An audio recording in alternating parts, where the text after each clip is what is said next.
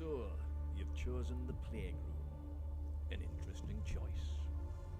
The plague room was inspired by the dark history of the plague pit that lies next door among the graves of the oldest church in Newcastle, St. Andrews. Our story begins in the year 1635. The plague, having arrived on ships from Holland, settled in the town of North Shields, smouldering and diffusing among the rat population throughout the winter. Harming few at first, but as spring passed to summer and the sun baked the land in stifling heat, the pestilence spread west along the River Tyne through the villages of Wallsend and Walker. By May 1636, the destroying angel rageth faithfully and spreads like wildfire.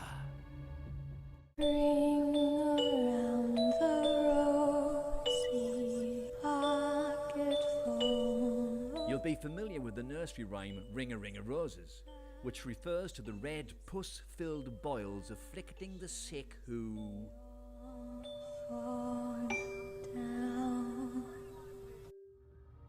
Many people, believing the disease was spread through the air, covered their faces, burnt incense in their homes, and city magistrates ordered the burning of tar in the streets to purify the air.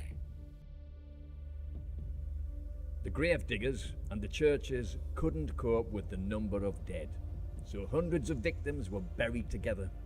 Servant, master, brother, sister, mother, and child. This vile Black Death did not discriminate. The plague pit at St. Andrew's Church outside these windows was one of the busiest of them all.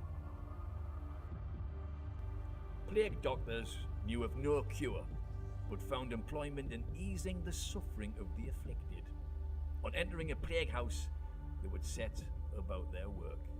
At best, the administering of arsenic for a quick death, but battering and slicing with hammers and knives was not uncommon.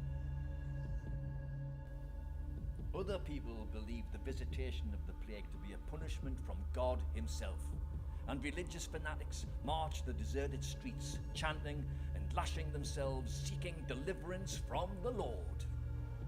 One such sect has survived in secret in this very building, now led by Arthur Gibson, a descendant of the founder whose ashes he preciously guards.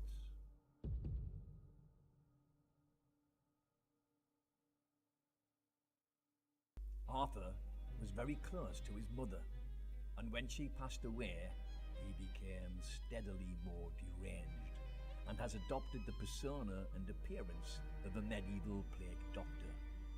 You are about to enter his secret lair.